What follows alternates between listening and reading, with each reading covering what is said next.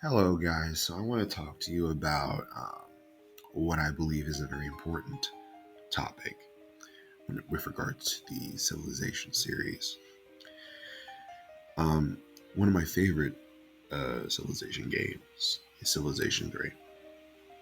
For some reason, it has the right itch for me.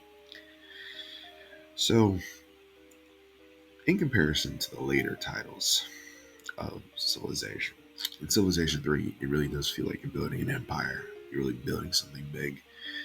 And the later titles like Civ 4 and Civ 5, but particularly starting with Civ 5 with the hex model for the terrain, it feels like empires become very small.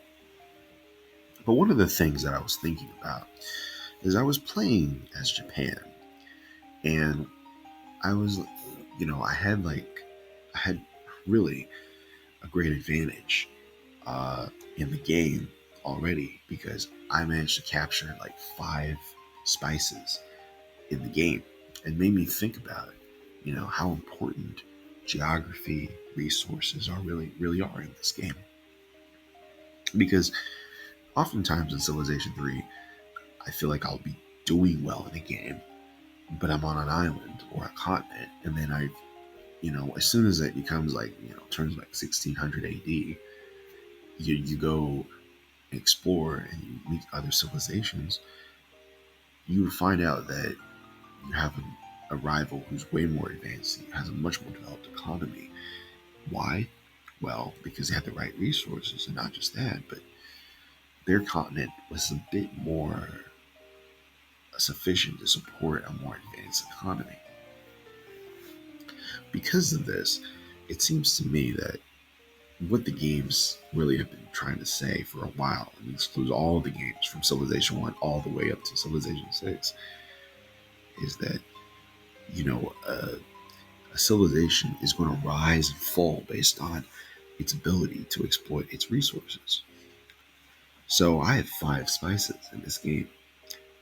Definitely that's a great thing because I can use that to trade with the AI to give some concessions, to get some concessions from them on particular issues. So I think that in Civilization 3, there is a view of history that, you know, is not entirely accurate because it leaves out a lot of civilizations that are nomads and, you know, other civilizations not developing entirely on the model of European. But the thing that is the brilliance that I see in this game is that civilizations building this two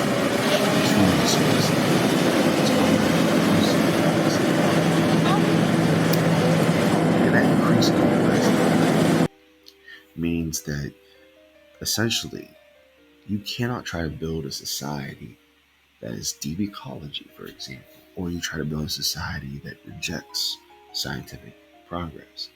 It has to always be that way. And inevitably, that leads to the exploitation of more resources across the planet. As you research more technologies, you find more ability to, you know, exploit all kinds of new resources that you wouldn't have been able to do so. So in this respect, Civilization 3 is a game that really says to the human player that geography is destiny and resources are all that really matters, right? Civilization 3, of course, ignores factors such as sociological factors, psychological factors, um, the idea of nomads having their own culture, their own ability to create civilization. However,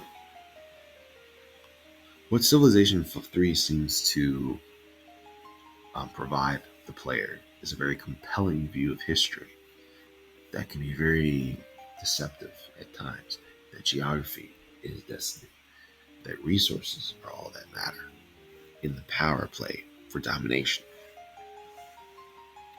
And because of that, I was thinking, like, is war inevitable? Because at the end of the day, human beings, despite our attempts for more diplomacy in this age after World War II, it feels like it's breaking down again. And it seems like whenever we want something somebody else doesn't have, or we don't want them to have something that we have, conflict inevitably will occur.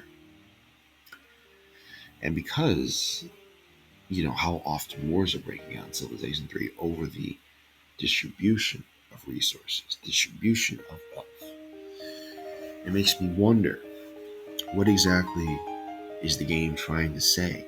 Is it trying to say that literally human beings are stuck in a cycle of violence just to collect the next great resource that they can use to enrich themselves? It is a cynical way to think about the world. But I think that's what makes Civilization 3 such a compelling game in a way. It's at the apex of the old civilization. And in my view, it definitely represents the apex of that age. And I think that this is one of the reasons I like playing Civilization 3. Because it helps me ponder about greater questions, bigger ideas. Even though some people may not think that when they play this game, I feel that it is a great way to think about how cultures change over time and how exactly human power is distributed across the planet. So yeah, I think that this game is definitely very, very interesting and has a lot to offer the player in terms of teaching us about history, even if it may not be accurate at all. In its own way, it's teaching us something about human nature. So I just think that's probably one of the reasons why I continue to play it, and I recommend everybody does play it because it's one of those games that has the right touch that makes everybody want to like it. You know? So yeah. So that's just my views on Civilization 3. It's definitely one of those mainstay games in my library. So thank you for watching this video, and please remember to subscribe. Thank you.